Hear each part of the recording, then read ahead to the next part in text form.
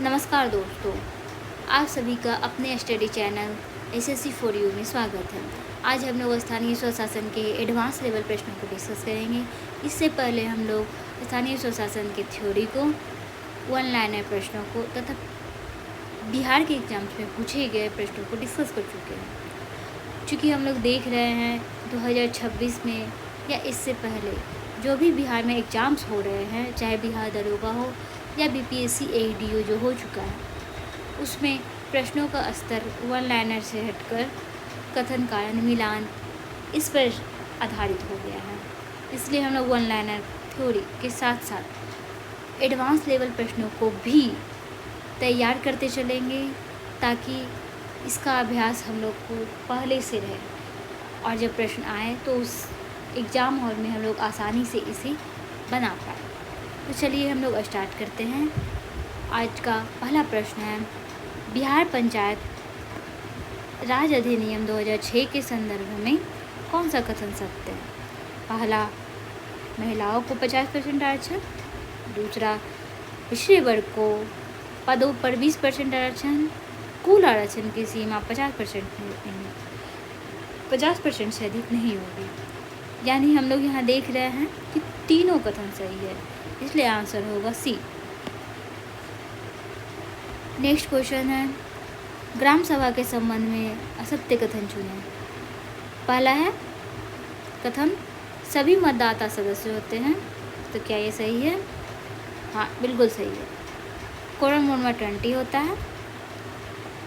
वर्ष में 4 बैठकें अनिवार्य हैं। तो ये सही है। अध्यक्षता मुखिया करता है, ये भी सही है।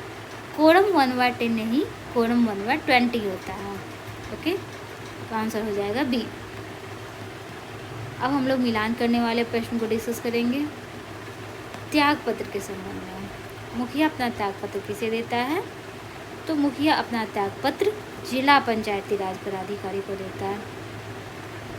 प्रमुख अपना त्याग पत्र किसे देता है? एसडीओ को, अनुमंडल दंडाधिकारी को। जिला परिषद अध्यक्ष अपना त्याग पत्र किसे देता है? डीएम को, जिला दंडाधिकारी को। वार्ड सदस्य अपना त्याग पत्र किसे देता है? ग्राम पंचायत का मुखिया को। इसलिए ओके,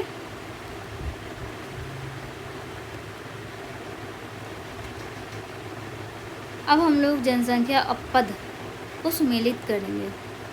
ग्राम पंचायत में कितनी जनसंख्या होनी चाहिए? कितनी जनसंख्या पे ग्राम पंचायत का गठन होगा? 7000 सही है। वार्ड सदस्य के लिए 500 सही है।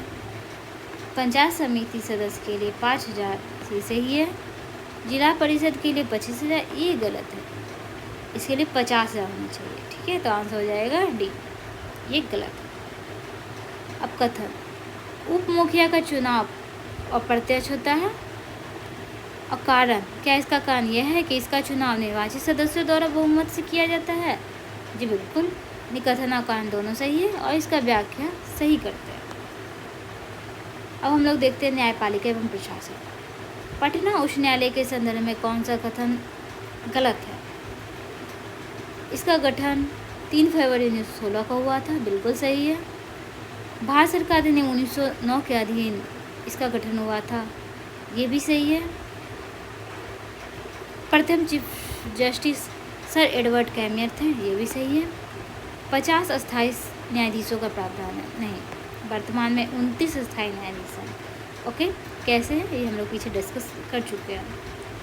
प्रशासनिक प्रधान मुख्य सचिव के कार्यों में शामिल नहीं है। सचिवालय का प्रावधान ये शामिल है। मुख्यमंत्री का प्रधान सलाहकार, ये भी सही है। जिला स्तर के मुकदमों का फैसला, ये नहीं। मंत्रिमंडल की बैठकों का प्रबंधन, ये सही है। 10वां क्वेश्चन, बिहार नगर पालिका अधिनियम 2007 के अनुसार शहरी प्रशासन की त्रिस्तरीय संरचना का सही क्रम है? नगर पंचायत, नगर परिषद, नगर निगम, नीचे से ऊपर।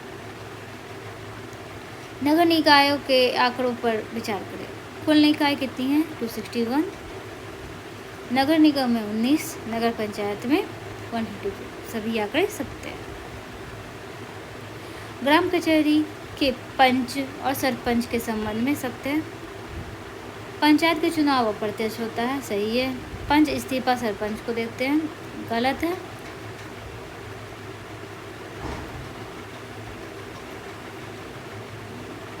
सरपंच इस्तीफा एसडीओ को देता है।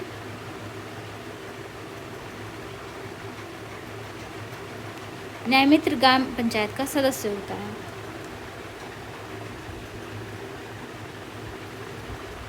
सरपंच डीपीआरओ को इस्तीफा देता है, यानी सी गलत। ओके। ग्राम पंचायत की बैठक के लिए गणपूर्ति आवश्यक है, कुल सदस्यों की संख्या की आधी। अब हम लोग इस्तीफा संबंधी मिलान को देखेंगे। एसडीओ को कौन अपना ताकत सौंपता है? प्रमुख। मुखिया को इस्तीफा देने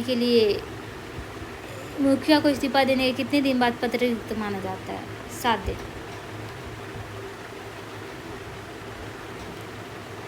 बिहार पंचायती राज अधिनियम 1947, पटना हाई कोर्ट 1916, बिहार पंचायती राज अधिनियम 2006, त्रिस्तरीय व्यवस्था लागू 2001।